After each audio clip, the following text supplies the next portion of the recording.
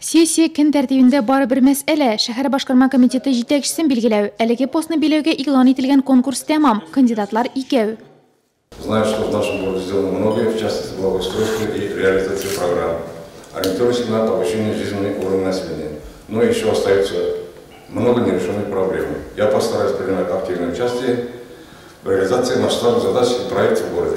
Кандидатларның икенчесе Әул Альберт Садретдинов үз кандидатурасын алды. Депутатлар шәһәр башкарма комитеты җитәкчесе итеп Рафис Хәмзинны билгеләү өчен бердәм тавыш бирделәр. Я хотел бы поддержать кандидатуру Хамзина Рафиса Рафиковича. Надеюсь, что у него все получится. Если вы его поддержите, мы его во всем будем поддерживать в работе. Предстоит огромная работа в городе. Рафис Хәмзин тумышы белән Зирикле авылыннан, белгечлеге буенча зоотехник. Хезмәт эшчәнлеге Нурлаттан аерылгысыз. Аграр сектор, сәнәгать тармагында эш тәҗрибәсе зур.